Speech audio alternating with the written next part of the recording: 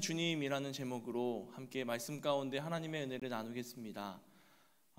우리들이 아는 그 영화에 나오는 영웅들 중에 많은 영웅들이 그 영웅이 자기의 직업이 아니라 실제로 현실에서는 살아가면서 가지고 있는 직업들이 있습니다.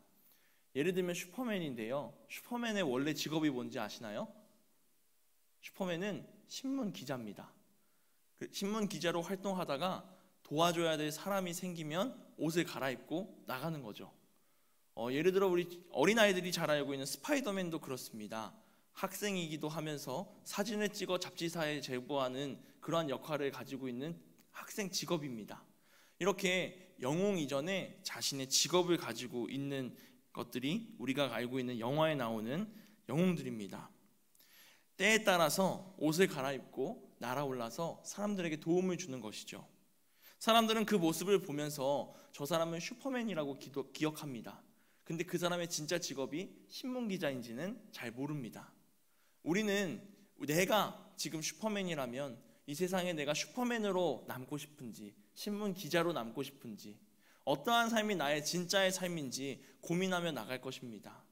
우리는 그리스도인이기도 하면서 또 세상에서는 어떠한 공동체에 속해서 어떠한 직장에서 가정에서 나의 위치를 가지고 살아갑니다. 이럴 때 지금 내가 어떠한 것이 나의 진짜 직업인지, 어떠한 것이 진짜 나의 정체성인지를 알고 나아가는 것이 우리에게 가장 중요한 믿음의 선택 중에 하나라고 생각됩니다. 오늘 우리가 읽은 말씀 가운데에는 자신이 가지고 있는 그 하나님의 자녀, 하나님의 사람이라는 정체성을 가지고 하나님의 이름으로 행하였던 사람 엘리사가 등장하고 있습니다.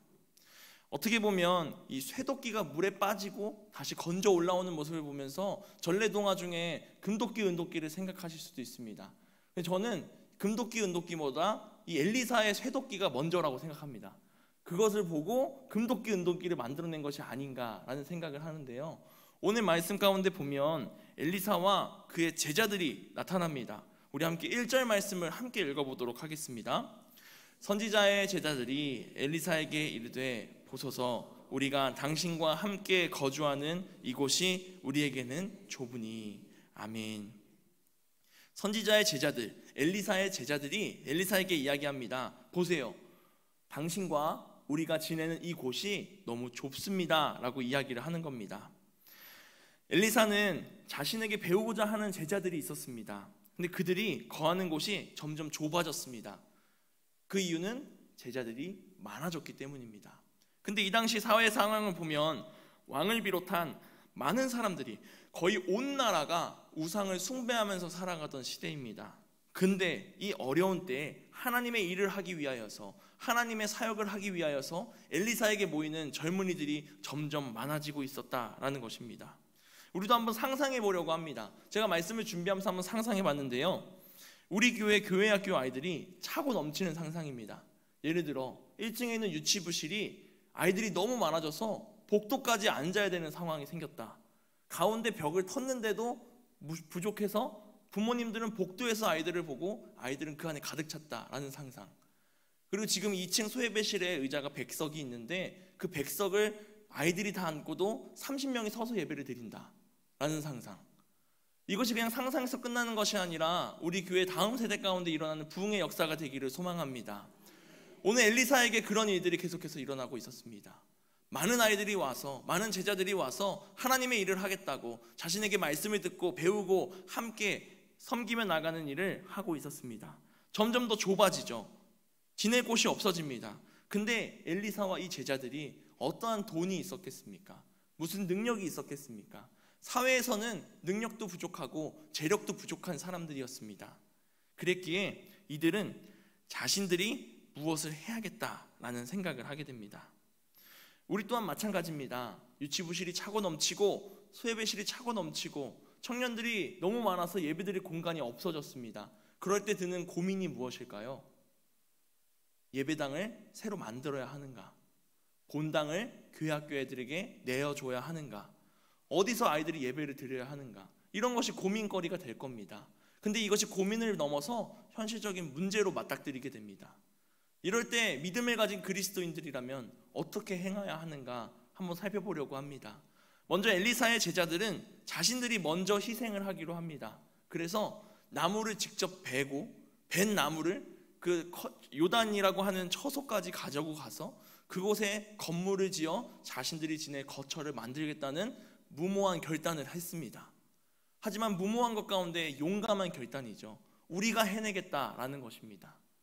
이러한 결단을 가지고 제자들이 나아갈 때 엘리사에게 말합니다. 우리 3절 말씀 함께 읽어보도록 하겠습니다. 6장 3절입니다. 그 하나가 이르되 청하건대 당신도 종들과 함께 하소서 하니 엘리사가 이르되 내가 가리라 하고. 아멘. 그 중에 한 명이 엘리사에게 말합니다. 엘리사여, 당신도 같이 나무 베러 갑시다 라고 이야기합니다. 리더의 역할들 중에 많은 역할들이 있지만 이 엘리사는 함께하는 리더였습니다. 함께 이끌어가고 함께 경험하고 함께 나아가는 것이죠. 그렇게 함께 나무를 베러 갔습니다. 그곳에 가니 많은 무리가 함께 모여서 나무를 베고 있었습니다. 이 말씀을 읽어보면 이후에 나오겠지만 이 한 사람이 엘리사를 초청한 것은 그냥 자신의 공동체의 리더를 초청한 것이 아니라 그 엘리사가 믿는 하나님을 우리에게 초청한 것입니다. 지금 하나님의 말씀을 전하는 선지자 엘리사가 우리와 함께하니 하나님이 우리와 함께 하신다라는 결과가 이들에게 찾아온 것이죠.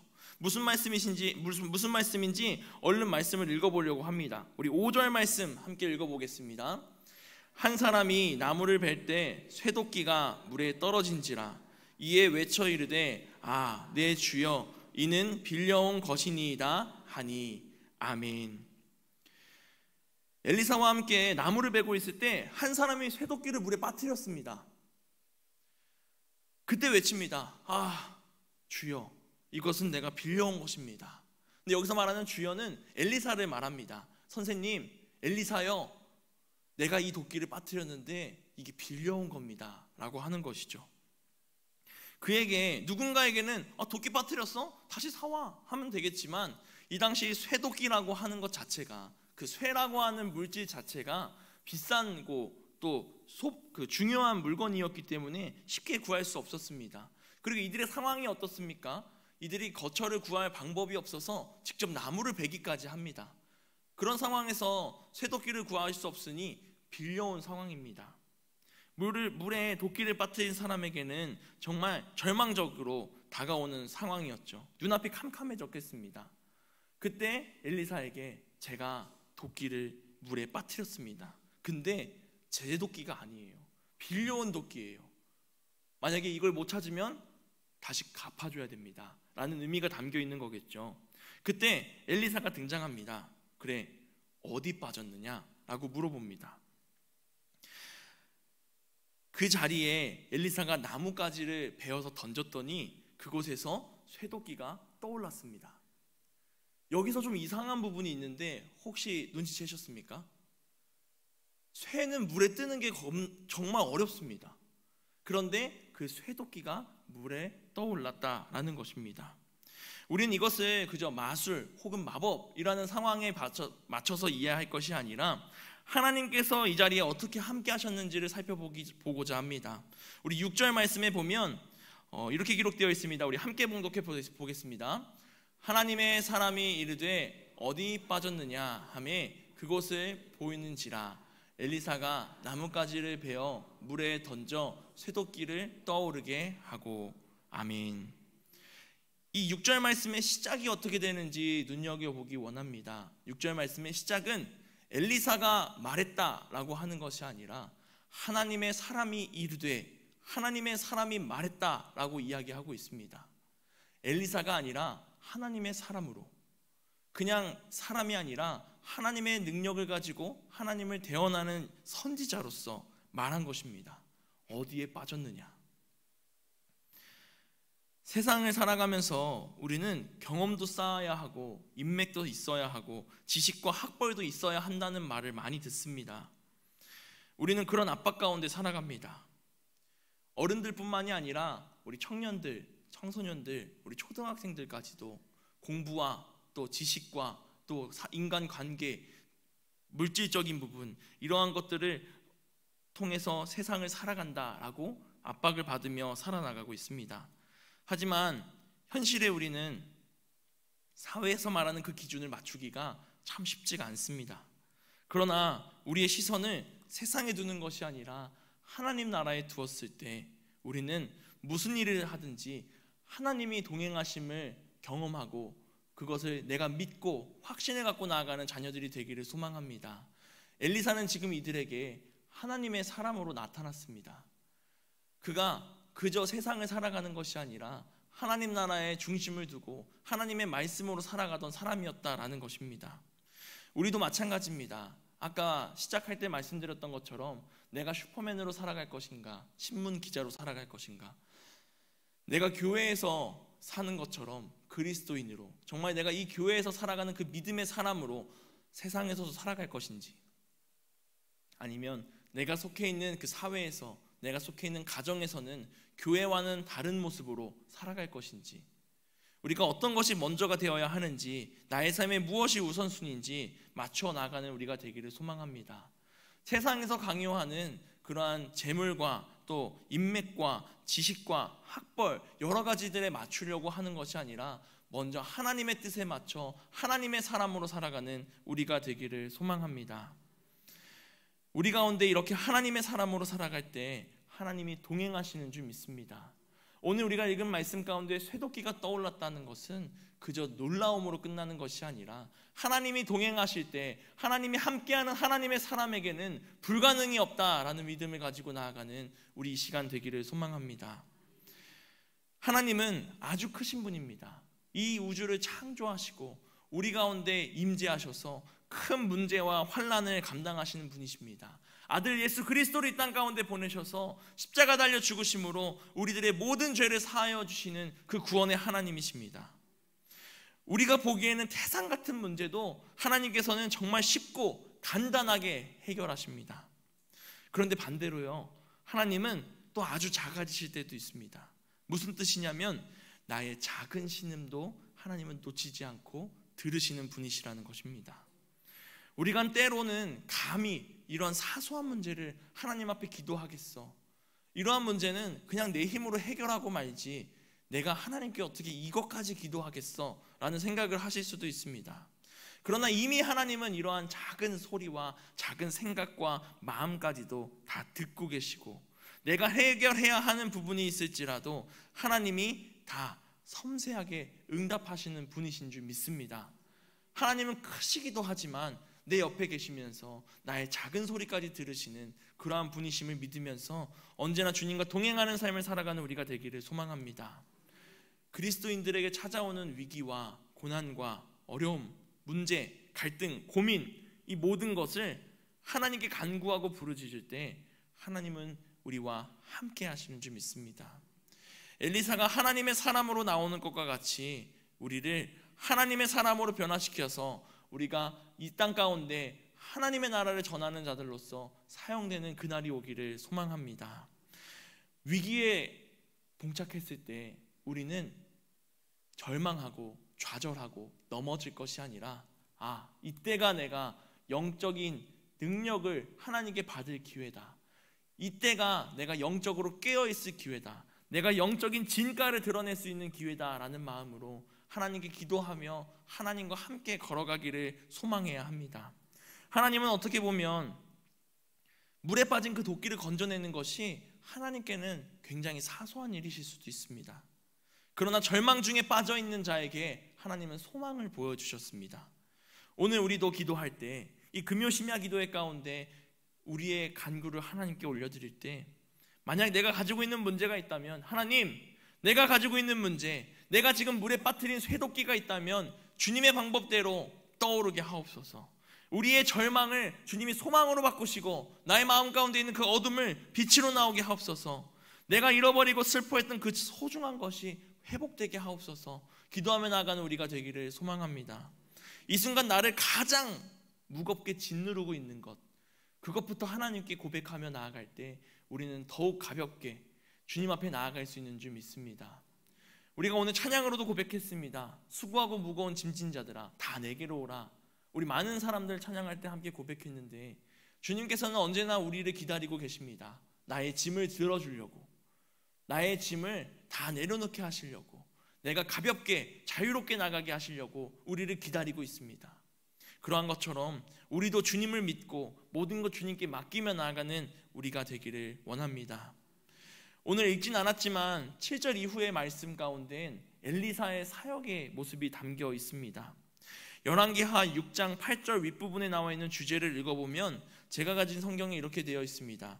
아람 군대를 물리치다. 엘리사는 그저 제자들과 함께만 살아가던 사람이 아니라 한 나라의 그 왕에게 하나님의 말씀을 전하는 선지자였습니다. 하나님은 도끼를 건져주시는 작은 일에도 응답하시지만 이처럼 전쟁을 치르고 한 나라를 구원하고 백성들을 구원하는 그 큰 일에도 부족함 없이 함께 하셨습니다. 아람이라고 하는 나라는 이스라엘의 숙적으로서 이스라엘을 계속해서 공격했습니다. 6장 8절 말씀을 눈으로 한번 살펴보면 아람의 왕이 이스라엘과 싸우려고 그의 신복들과 함께 의논하였다라고 이야기하고 있습니다. 우리가 아무데라고 나와 있는데 어느 공간에 진을 미리 쳐서 이스라엘을 습격하자, 공격하자라고 계획을 짜고 있는 것입니다. 허를 찌르겠다라는 작전이죠. 하지만 그 작전이 모두 수포로 돌아갔습니다. 왜 그랬냐면 엘리사가 이스라엘에 함께했기 때문입니다. 정확히 말하면 하나님의 사람이 이스라엘에 함께하였기 때문입니다. 우리 6장 9절에서 10절 말씀을 함께 읽어보려고 합니다. 우리 함께 봉독하겠습니다. 하나님의 사람이 이스라엘 왕에게 보내 이르되 왕은 삼가 아무 곳으로 지나가지 마소서. 아람 사람이 그곳으로 나오나이다 하는지라. 이스라엘 왕이 하나님의 사람이 자기에게 말하여 경계한 곳으로 사람을 보내 방비하기가 한두 번이 아닌지라. 아멘. 하나님의 사람, 즉 이 엘리사가 이스라엘 왕에게 가서 왕이시여 지금 이곳을 지나가지 마옵소서. 그곳에 아람 사람들이 나올 것입니다 라고 미리 말을 한 것입니다. 이스라엘 왕이 그 하나님의 사람이 시키는 대로 그 지나가지 말라고 하는 곳들을 경계하여 지나가지 않았더니 아람 사람의 그 공격을 막은 것이 한두 번이 아니었다라고 이야기합니다. 아람에서는 계속해서 숨어서 습격을 준비하는데 이스라엘 왕이 어떻게 알고 그것을 속속 피해가는 것입니다. 그러니 아람 왕에게 어떠한 의심이 들었겠습니까? 우리 가운데 스파이가 있는 것이 아닌가? 우리의 정보가 어떻게 새어나가고 있는가? 자신이 믿을 만한 신하들을 불러서 이러한 의심을 털어놓기 시작합니다. 그랬더니 신하 중에 한 사람이 이렇게 이야기합니다. 아닙니다, 왕이시여. 선지자 엘리야가 이스라엘 왕의 침실에서 한 말씀을 이스라엘 왕이 그대로 들었다라고 하는 것입니다. 엘리사가 이스라엘 왕에게 한 말 때문에 이 아람 왕과 그 군사들이 전쟁의 승리를 할 수 없었던 것입니다. 그래서 아람 왕이 엘리사를 잡아들이라는 명령을 내립니다. 그때 당시에 도단이라고 하는 곳에 엘리사가 있었는데 그곳에 아람 왕이 병거와 병사들을 이끌고 엘리사를 잡으러 갑니다. 엘리사의 하인이라고 할 수 있는 사환이 이른 아침 나가보니 말과 군사와 병거가 그들이 있는 성읍을 쭉 둘러싸고 있는 겁니다. 헐레벌떡 뛰어와서 엘리사에게 주여 이제 우리는 어떡합니까? 우리 큰일 났습니다 라고 보고를 하죠. 그때 엘리사는 이렇게 말합니다. 두려워하지 말라. 우리가 함께한 자가 그들과 함께한 자보다 많으니라 라고 이야기합니다. 지금 너와 나와 함께하고 있는 사람들이 저들보다 훨씬 많다라고 이야기하는 것이죠. 그리고 하나님께 기도합니다. 여호와여 원하건대 그의 눈을 열어서 나의 사환의 눈을 열어서 보게 하옵소서 하니 여호와께서 그 청년의 눈을 여심해 그가 보니 그들 뒤로 불말과 불병거가 산에 가득하였다라고 고백하고 있습니다. 엘리사의 사환이 두려워할 필요가 없었습니다. 세상적인 눈이 아니라 영적인 눈을 뜨고 보니 이미 우리 뒤에 진을 치고 있는 하나님 나라 군사들이 어마어마하게 있었기 때문입니다. 사랑하는 성도 여러분, 현실이 우리에게 무겁게 느껴지고 문제가 이렇게 커 보이고 내가 정말 솟아날 구멍 하나 없을 것 같이 느껴질지라도 두려울지라도 우리는 하나님을 만나 우리의 영적인 눈을 떴을 때 우리와 함께 하시는 하나님 나라를 볼 수 있는 줄 믿습니다. 지금 내가 걸어가고 있는 길이 무겁고 힘들고 절망스러울지라도 하나님이 주시는 영적인 눈으로 바라봤을 때 하나님이 함께 할 것이니 우리는 두려워 말고 포기하지 말고 하나님의 뜻대로 나아가는 주의 자녀들이 되기를 원합니다. 예수님의 제자들은 예수님과 함께 시간을 보냈음에도 불구하고 물 위로 걸어오시는 예수님을 보고 유령이라고 외치면서 두려움에 떨었습니다. 우리들의 눈이 어두워지면 이처럼 예수님도 우리 주님도 나와 함께하여 나를 가장 좋은 길로 인도하시는 그 주님을 두려운 존재로 바라볼 수밖에 없습니다. 그러나 우리가 영적인 눈을 뜨고 하나님 나라를 바라볼 때 우리는 두려울 게 없는 주의 자녀들이 되는 줄 믿습니다. 믿음의 눈으로 주님을 바라보고 나의 기도를 들으시고 나의 간구를 들으시고 나와 함께 하시는 그 주님을 바라볼 수 있게 되는 줄 믿습니다. 내 앞에 문제보다 더 크신 주님을 보게 되는 우리가 되기를 원합니다. 예레미야 33장 3절 말씀에 이렇게 기록합니다. 너는 내게 부르짖으라 내가 내게 응답하겠고 내가 알지 못하는 크고 은밀한 일을 내게 보이리라. 아멘. 하나님은 이미 우리가 보지 못하는 그 크고 은밀한 일을 우리 가운데 임하게 하시는 줄 믿습니다.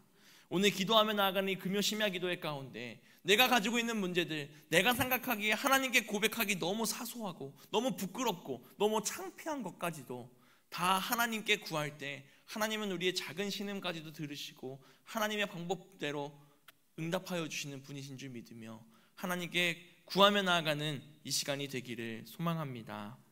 기도하겠습니다. 사랑하는 하나님,